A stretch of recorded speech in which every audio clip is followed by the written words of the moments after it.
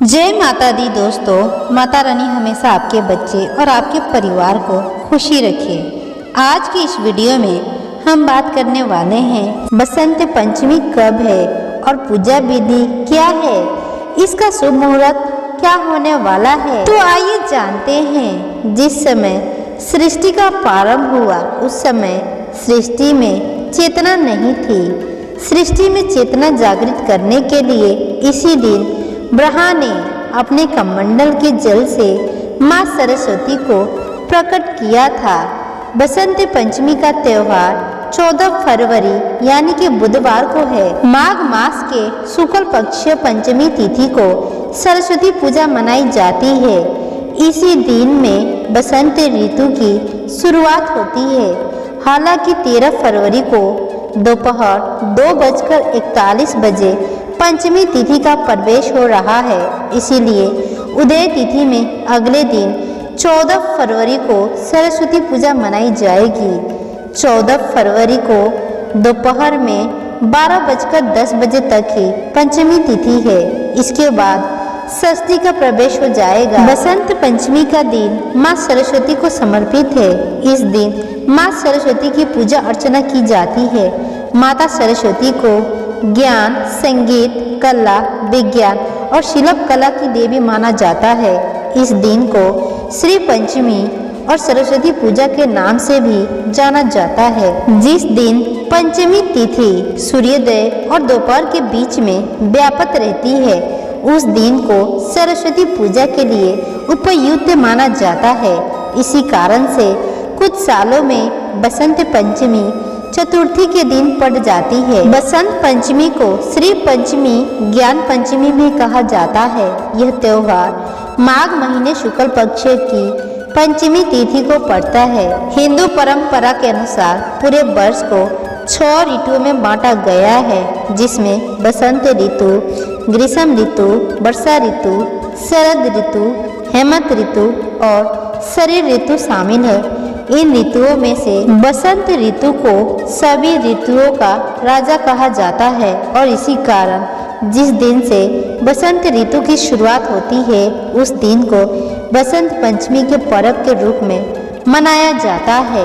तो दोस्तों आइए जानते हैं क्यों मनाई जाती है बसंत पंचमी और कब इस पर्व को मनाने की शुरुआत हुई। बसंत पंचमी, जिसे बसंत पंचमी भी कहा जाता है, जीवन में कई चीजें शुरू करने का एक शुभ दिन है।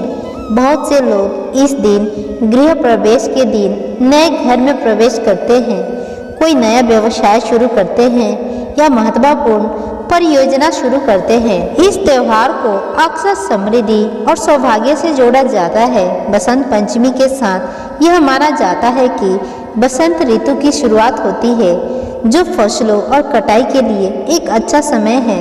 कड़ाके की ठंड के बाद इस त्योहार को बसंत का पहला दिन फसल काटने का समय माना जाता है, क्योंकि भारत मुख्य रूप से एक कृषि प्रधान देश है। इसीलिए यह समझ में आता है कि यह त्योहार भारतीयों के दिलों में काफी महत्वपूर्ण स्थान रहता है। धार्मिक मान्यता है कि इस दिन माता सरस्वती प्रकट हुई थी। इसीलिए इस दिन बसंत पंचमी के दिन सरस्वती माता की विशेष पूजा का आयोजन किया जाता है। माँ सरस्वती को विद्या एवं बुद्धि की देवी माना जाता है।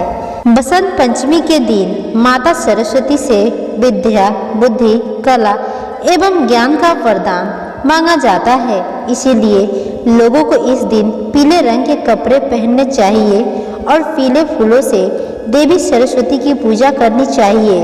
तो आइए जानते हैं कैसे हुई बसंत पंचमी को मनाने की शुरुआत। हिंदू पौराणिक कथा के अनुसार ऐसा माना जाता है कि भगवान ब्रह्मा ने इस दिन ब्रह्मांड का निर्माण किया था। सृष्टि की रचना करके जब उन्होंने संसार में देखा तो उन्हें चारों तरफ सुनसान ही दिखाई दिया। वातावरण बिल्कुल शांत लगा, जैसे कि वाणी ही ना हो। यह सब देखने के बाद ब्रह्मा जी बहुत ही निराश थे और उन्होंने भगवान विष्णु से अनुमति लेकर अपने कमंडल से पृथ्वी पर जल छिड़का।